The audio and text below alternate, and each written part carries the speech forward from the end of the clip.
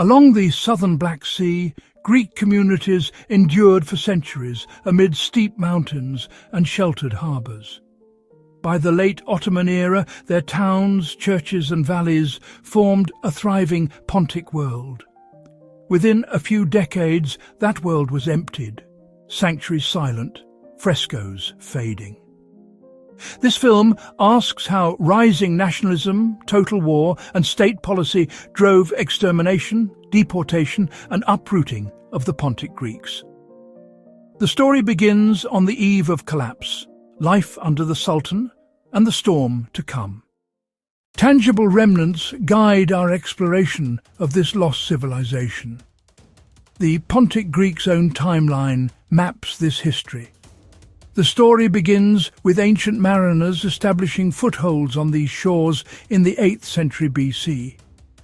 Historical maps and archaeology reveal the birth of legendary cities like Trapezus, Sinope, Amissos. Small colonial outposts grew into powerful centres of trade and culture, their influence spreading across the Black Sea. From classical beginnings emerged an age of kings and conquerors. The formidable kingdom of Pontus rose, led by Mithridates VI, a brilliant and relentless opponent of the expanding Roman Republic. Epic wars defined his reign. Rome's conquest transformed Pontus into a vital imperial frontier.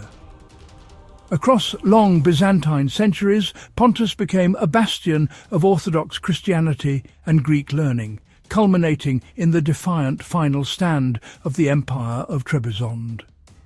In the more recent past, centuries under Ottoman administration reshaped life in Pontus.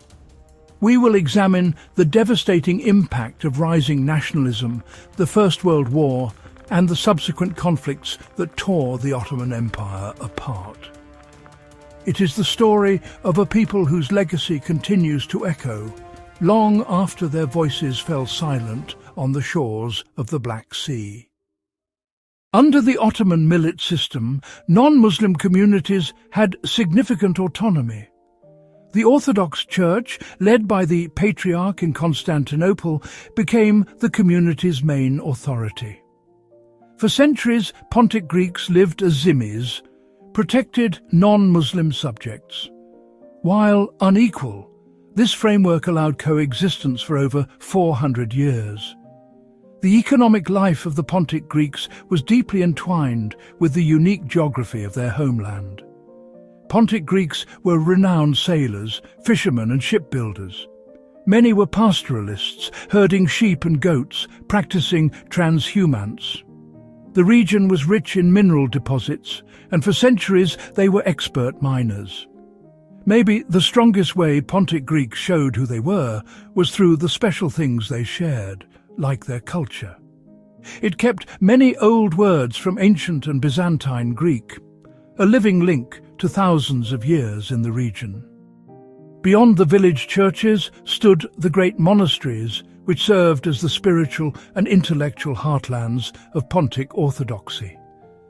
The 19th century witnessed a significant flourishing of education, known as the Pontic Renaissance. The most prominent example was the Frontisterion of Trapezus. However, this coexistence was always precarious, built upon an unequal foundation. The old system of coexistence was breaking down, and the air grew thick with suspicion and fear, setting the stage for the tragic events to come. This new ideology was championed by a group of reform-minded military officers and intellectuals known as the Young Turks, who seized power in 1908. However, the disastrous Balkan Wars radicalized the Young Turk movement. Their vision shifted from a multinational Ottomanism to an exclusive Turkey for the Turks. The Pontic Greeks were increasingly seen as a threat to this new nationalist project. The policy of conscripting Greek men into labour battalions was intensified.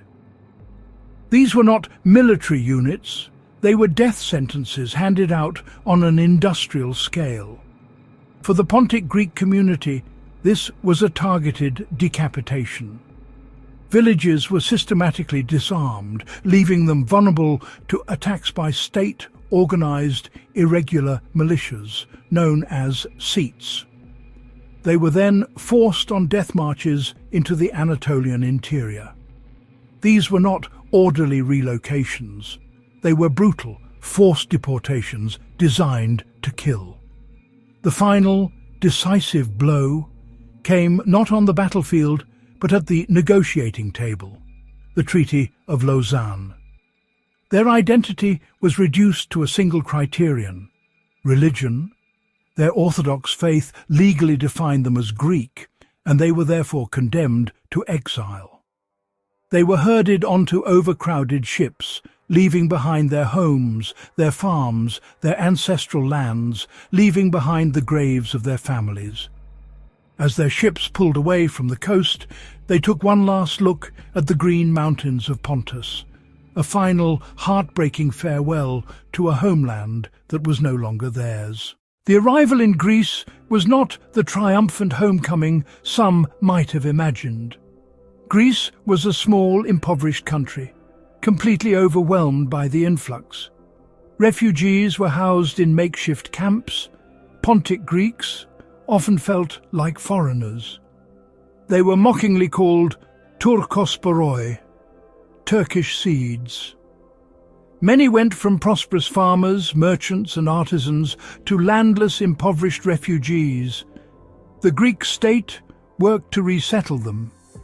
Pontic Greeks were often settled together in new villages named after lost towns. They established cultural associations, or syllagoi. These associations became the new centres of Pontic life. Through these efforts, the dances like the Sera and the music of the Kemenche were not only preserved, but experienced a revival. The first-generation refugees made it their sacred duty to pass on the memory of the lost homeland, the Shamene Patrida, to their children and grandchildren. The physical world of Pontus was lost, but its soul was successfully transplanted to a new shore. We began our journey on the misty shores of the Black Sea. How could a civilization that endured for nearly 3,000 years vanish from its ancestral homeland? The answer we have found is not a simple one. It is a story of resilience met with overwhelming force, severed from its soil by the cold, sharp blade of modern nationalism. The physical civilization of the Pontic Greeks was either destroyed, left to crumble, or repurposed. When you hear the sharp, poignant melody of the Kemenche, you are hearing the voice of Pontus. When you see the fierce, synchronized movements of the Sera dance, you are witnessing the resilient spirit of its people. They are a declaration that, despite the loss of their homeland, the Pontic Greeks are still here.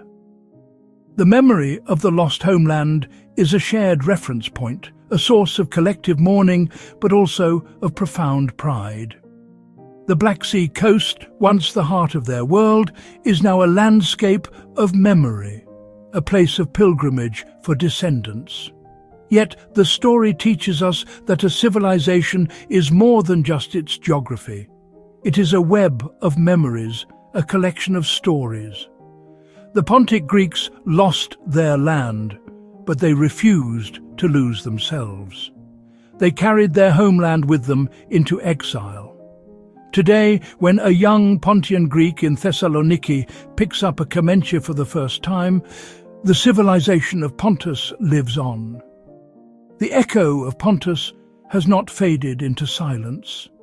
It has simply found a new and enduring voice, a voice that speaks of empire, of exile, and of a legacy that refuses to die.